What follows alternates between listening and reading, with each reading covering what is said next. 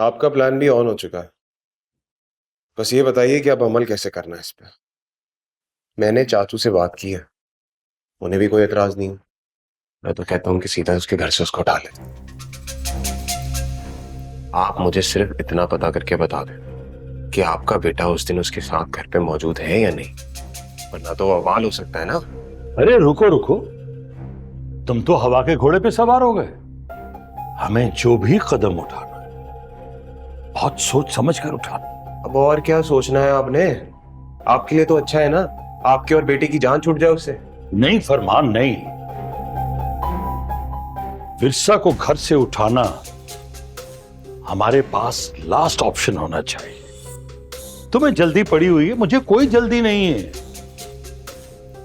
मेरा इकलौता बेटा उसके साथ रहता है और मैं ऐसा कुछ नहीं कर सकता जिससे मेरे बेटे को नुकसान पहुंचने का अंदेशा भी हो। कमाल करते हैं अरे साहब आप। मैं तो बस आपसे इतना ही कह रहा हूं कि जिस दिन आपका बेटा। नहीं, अभी फिलहाल नहीं, बिल्कुल नहीं। अरे तो क्या फिलहाल तमाशा देखेगा बैठ के, हाथ पे हाथ रख के बैठे रहे? अरे मैं हाथ पे हाथ धरे नहीं बैठूंगा। मैं भी किसी तमाशे के इंतजार में हूं जो बहुत जल्द होने वाला है। मैं तुम्हें एक काम बताता हूं। काम यह है कि अगर तुम विरसा को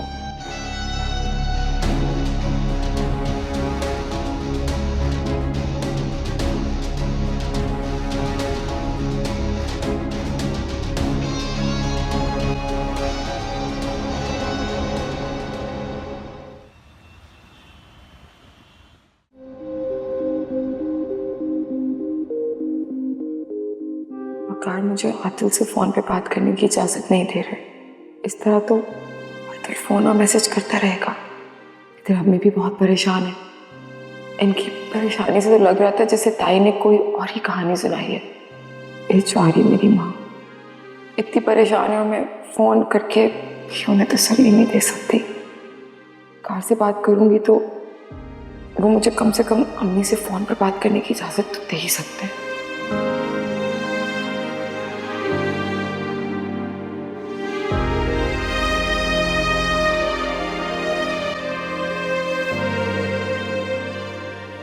क्या हुआ वकार, आप कहीं जा रहे हैं? जरा बेचैनी सी हो रही है। नई जगह है ना, शायद इसलिए नींद नहीं आ रही। सोचा बाहर लॉन में चला जाता हूँ, ताज़ी हवा खाऊंगा तो बेहतर फील करूंगा। अच्छा मैं भी चलती हूँ आपके साथ, मुझे भी नींद नहीं आ रही। एक काम करो, चाय बना कर ले आओ। ठीक है, मैं चाय भी बना लेती हूँ और एमन को भी देख लेती हूँ कि वो सो रही है या नहीं।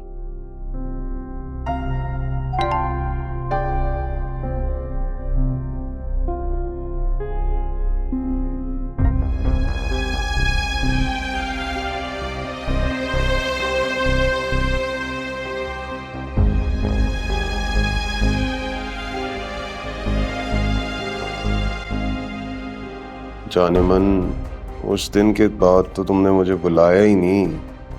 पता नहीं कैसे उस दिन तुम्हारे उस शौहर के खड़ूस बाप ने हमें देख लिया और रंगे हाथों पकड़ लिया। लेकिन अब तो ऐसा नहीं होगा, क्योंकि अब तो तुम अपने शौहर के साथ नए घर में हो ना। वहां तो तुम्हारे शौहर के खड़ूस बाप का कोई डर ही नहीं है। तो फिर कब बुला रही हो मुझे? सच कह रहा हूँ, तुमसे मिलने का इतना दिल चाह रहा है ना, बहुत दिल बेचैन हो रहा है बेबी। ये तो नंबर भी अननोन। सीधा सीधा विरसा को उठा लेता, ये सारा झंझट ही खत्म हो जाता। पता नहीं क्या है, पहले उसे अननोन नंबर से मैसेज करो, उस पर शक होगा तभी तो वकार उसे घर से निकालेगा। पता नहीं किस दुनिया में रहता है पुट्ठा, नहीं क्या चलता रहता है दिमाग में उसके। अरे किसके दिमाग में क्या चल रहा है? कुछ चलने की बात सुनी है मैंने। और तुम ये इस वक्त मोबाइल के साथ क्या कर रहे हो भाई? अम्मा मेरा दिमाग खराब नहीं करो, जाओ जाके सो जाओ अभी। मैं तो सो ही जाऊंगी, लेकिन तुम्हारे दिमाग में जो हांडी पकड़ी है ना, वो जानना है मुझे। अरे अम्मा मैंने तुम्हें बोला है ना, मेरा दिमाग इस वक्त बहुत गर्म है, खराब मत करो। खामा लंबी हो जाएगी और मेरे मुंह से उल्टी सीधी बात निकल जाएगी और अब्बा जाग जाएंगे। पुट्ठा केचुए की चाल चल रहा है, इसलिए तपा हुआ हूं मैं भी सख्त। बुड्ढा? कौन बुड्ढा भाई? कौन बुढ़ा, कैसे, कहाँ, ये सब मत पूछो ना। कहाँ है तुम्हें? लंबी क्यों कर रही हो? जाओ यहाँ से। हाँ महा बात लंबी हो जाएगी और तुम कुरेदती रहोगी।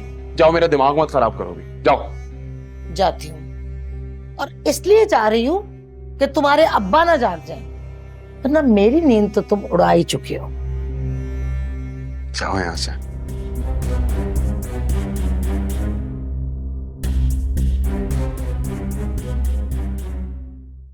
वकार, हेमंत तो बहुत आराम से सो रही है। कुछ हुआ है क्या? तुम मुझे चैन से जीने ही कब देती हो?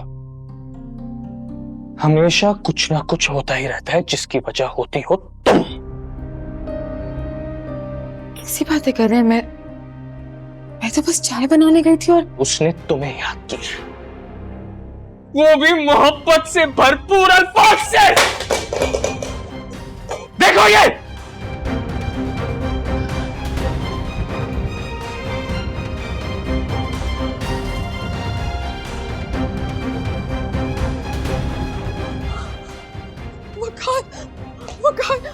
वकार, आप मेरा यकीन कीजिए, इस नंबर को मैसेज के पीछे जो भी शख्स है उसे नहीं जानती। अच्छा, तुम्हें कुछ नहीं मालूम, तो फिर उससे तुम्हारी एक एक मूवमेंट का किसने बताया? मैं तो नहीं बता सकता, तो फिर कौन बता रहा है? उसे ये तक पता है कि तुम अब उस घर में नहीं रहती बल्कि यहाँ रहती हो। आप मुझसे कसम ले ले, मुझे कुछ भी नहीं पता। मैं तो आपको धोखा देने से पहले मर जाऊं, इसे सोच भी नहीं सकती। खुदा का वास्ता है, खुदा का वास्ता, ये रोना धोना बंद कर दो। तुम क्या चाहती हो? क्या चाहती हो कि मैं तुम्हारे ये गिरते आंसू पे यकीन कर लूं? चलो कर लेता हूं यकीन, कर लिया यकीन, लेकिन फिर उस बात का क्या जो लोग बातें बनाएंगे? और मैं जानता हूं वो मेरे पीठ पीछे मुझे क्या कहते हैं, बेगैरत कहते हैं वो मुझे, सिर्फ इसलिए क्योंकि मैं एक ऐसी औरत के साथ रहता हूं जिस पे अपने शौहर को धोखा देने का इल्जाम है।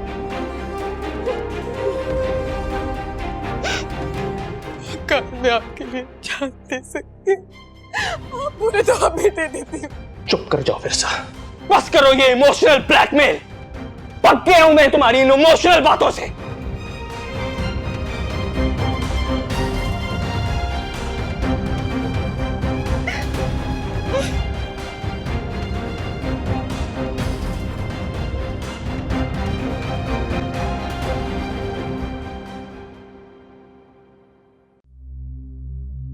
एक मिनट रुको। फरमान, तुमने उसे ठीक तरह से मैसेज भी किया था या नहीं, या ऐसे कुछ बकवास ही लिख दी? आपको यकीन नहीं आ रहा ना मेरी बात पे? खुद मैसेज पढ़ लीजिए, देखिए।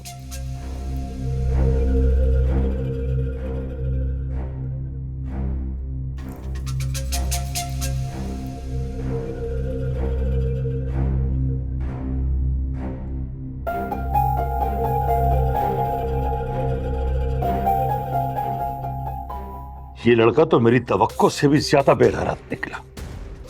इस मैसेज को पढ़ने के बाद भी उसने विरसा को घर से बाहर नहीं निकाला। अरे सर, बात सीधी सीधी सी है। उस रात जो आपने इतना ड्रामा रचा था ना, आपके बेटे को उस बात पे यकीन नहीं आ रहा है, वरना ये मैसेज तो साफ सबूत है इस बात का कि जो उस रात को हुआ था वो सब कुछ सच है। लेकिन फिर भी एक बात तो बता, क्या कोई मर्द औरत से इतनी भी मोहब्बत कर सकता है कि उसके कैरेक्टर पे लगे हुए दाग भी नजरअंदाज कर दे? कैरेक्टर पे लगे दाग को कोई भी मर्द नजरअंदाज नहीं कर सकता, लेकिन अगर किसी मर्द की मोहब्बत, यकीन और भरोसे के ऊंचे दर्जे तक पहुंच जाए तो उसे ऐसी किसी बात से फर्क नहीं पड़ता। तुम कहना क्या चाह रही हो? साफ साफ कहो। मैं सिर्फ ये कहना चाहती हूँ कि जब तक मोहब्बत करने वाले मर्द को इस बात का यकीन ना आ जाए कि वो जिस लड़की से मोहब्बत करता है वो उसे धोखा दे रही है, तब तक वो उसे अपनी जिंदगी से नहीं निकाल सकता। वकार साहब को भी इस बात का यकीन नहीं आ रहा कि उनकी बीवी कमजोर कैरेक्टर की मालिक है। आप यूं समझ लीजिए कि एक यकीन को दूसरे यकीन से मात दी जा सकती है।